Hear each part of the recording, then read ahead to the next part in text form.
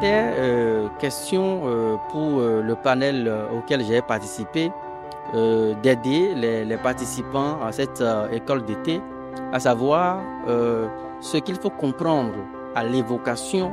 et à l'énonciation de chacun des concepts. Et nous leur avons expliqué que dans l'absolu, il n'y a pas d'opposition à lire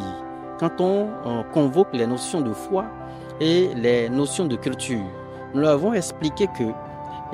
une culture, c'est un ensemble d'éléments, c'est un système de valeurs qui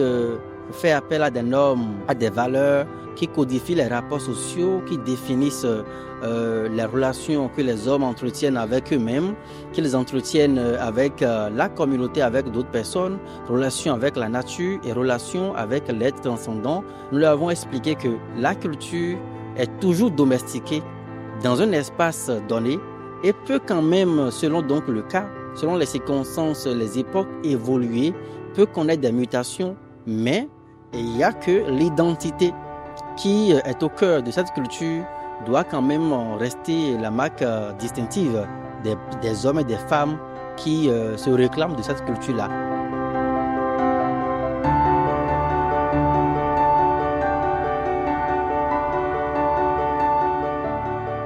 J'ai été impressionné par l'organisation en général, le cadre académique qui a été offert donc à cette diversité culturelle parce qu'ils sont venus du Bénin, du Sénégal, du Togo, du Tchad, donc c'est pour discuter de questions. J'ai beaucoup aimé l'acuité intellectuelle,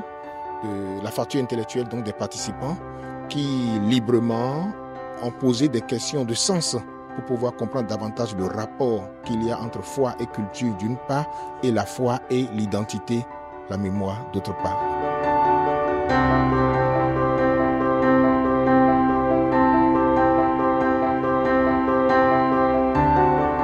L'initiative de cette école d'été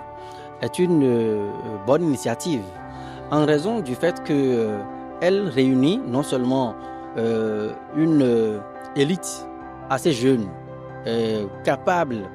d'être outillée, qui a donc du répondant, en réunissant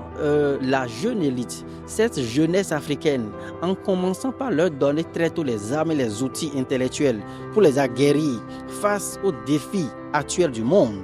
Nous pensons que la Fondation Vallée fait œuvre utile et prépare ainsi progressivement les jeunes Africains à pouvoir assumer leur africanité dans un monde en perpétuelle évolution et en perpétuelle mutation.